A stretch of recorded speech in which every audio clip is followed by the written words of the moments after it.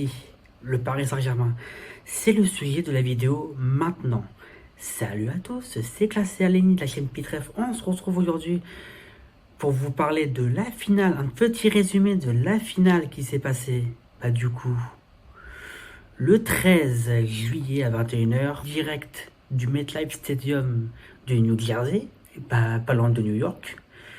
Le stade en plus de la finale, pour parler un petit peu de ce qui s'est passé durant la finale. Et il s'est passé plein de choses. Alors oui, Chelsea a remporté cette finale 3-0 contre un Paris Saint-Germain totalement fatigué, totalement pas bien finalement. Pas bien à cause de la fatigue, à cause du nombre de matchs qu'ils ont joué. Mais ils ont joué plus de 100 matchs, j'ai l'impression, cette saison. La finale, c'était littéralement le match de draw pour eux, j'ai l'impression. Tactiquement, ça allait pas. Défensivement, ça allait pas. Sur les récupérations de balles, ça allait pas. Chelsea, qu'ils étaient au top. Ils étaient au top. C'est parce qu'ils ont vu un Paris Saint-Germain faible. Ils en ont profité pour marquer un but, 2 buts, 3 buts en première mi-temps. Alors oui, Chelsea, ils sont aussi fatigués que le Paris Saint-Germain. Mais j'ai l'impression que Chelsea avait plus de niaque d'aller chercher ce titre. Alors que pourtant, on rappelle que Chelsea, ils sont aussi fatigués que le Paris Saint-Germain. On rappelle que Chelsea, ils sont sortis d'une saison de Première Ligue assez éprouvante, d'une saison en UEFA Conference League assez éprouvante aussi. Alors en plus, ils ont gagné de la Conference League. Bon, pour être honnête, c'était moins éprouvant que le Paris Saint-Germain en Ligue des Champions. Ça, oui, c'est vrai. C'est parce que Chelsea, ils avaient des clubs un peu moins forts par rapport à eux en Conference League. Même si, bon, de la Conference League, ça reste une compétition officielle. Ça reste une Coupe d'Europe. Donc, oui, évidemment, il ne faut pas non plus la négliger. On rappelle que Chelsea, ils sont en Ligue des Champions la saison prochaine. Et ce qui va se passer par la suite, on verra. En tout cas, félicitations à Chelsea pour leur victoire 3-0 en finale de la Coupe du Monde des clubs. C'est totalement mérité. Après leur parcours admirable, très admirable.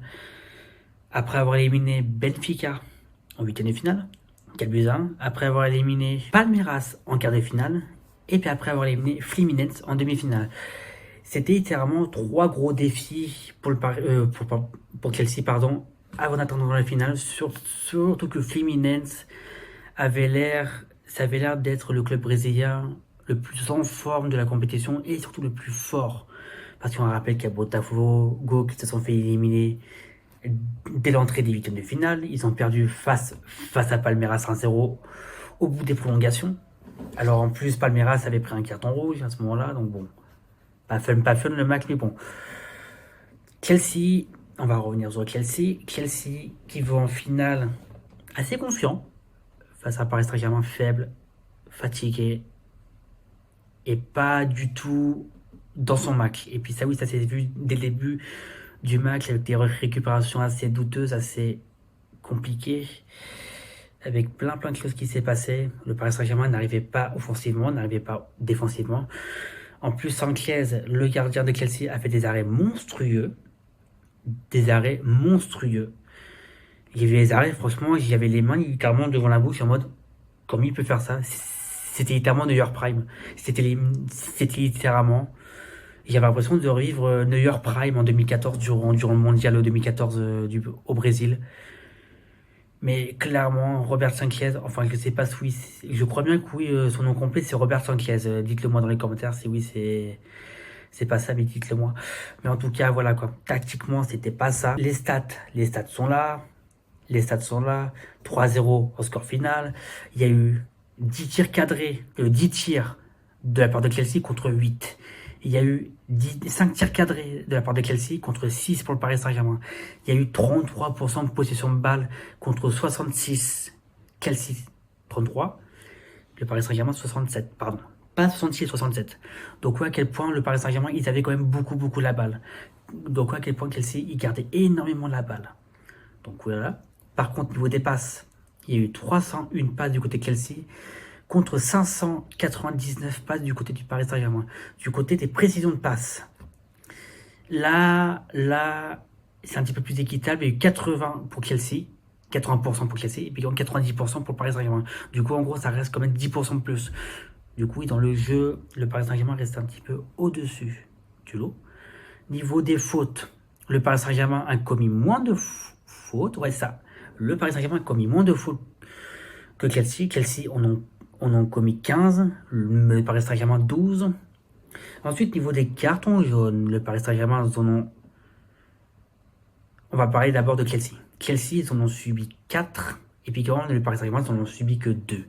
Donc oui, voilà la différence de carton rouge et surtout la différence de jeu qu'on avait.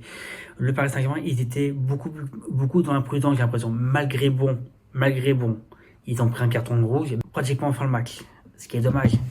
Ça enterrait encore plus le Paris Saint-Germain de se priver du titre. Donc oui, le Paris Saint-Germain qui s'est littéralement privé du titre avec ce carton rouge. Et puis voilà quoi, c'est pas très bon pour le Paris Saint-Germain, même si bon, ils ont été jusqu'en finale. Un rappel que le Paris Saint-Germain, ils ont remporté la Ligue 1, le trophée de champion. Ils ont remporté la Coupe de France, la Ligue des Champions.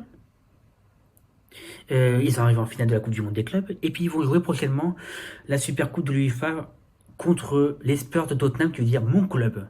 Mon club qui va jouer contre le Paris Saint-Germain le 13 août à 21h à Lucerne en Italie, il me semble. Le lieu du match, et puis ce sera à Lucerne en Italie. Pareil, dites-moi dans les commentaires si oui je me trompe ou non, mais de mémoire c'est ça. Et voilà quoi, j'espère que Tottenham va gagner ce match. Donc oui, je ne supporterai pas le Paris Saint-Germain, je supporterai mon club de cœur, le Tottenham Hotspur évidemment. C'est comme à chaque fois que Tottenham jouait, j'étais littéralement derrière mon club, ce qui est normal. C'est mon club de cœur, c'est normal. Ce qu'on a vu ce soir, on peut se poser des questions. Ou pas, hein, c'est parce que les questions de la fatigue et tout ça rentrent en jeu. Mais il y a également d'autres questions à se poser. Est-ce que le mercato sera suffisant pour renforcer l'équipe? Est-ce que le Paris Saint-Germain sont-ils retombés dans leur travers définitivement? Ça oui, on verra ça déjà à la Super Coupe de l'UEFA, déjà le 13 août. Et puis ensuite, on verra par la suite, durant la prochaine saison 2025-2026, si jamais le Paris Saint-Germain retombe dans leur travers définitivement ou non. En tout cas, pour cette finale, ils sont retournés dans leur travers, ce qui est vrai. Mais en revanche, on peut leur excuser parce qu'ils sont ultra crevés. Et puis même les joueurs l'ont dit, qu'ils sont ultra fatigués. Et puis oui, ça s'est vu, qu'ils étaient au ralenti totalement.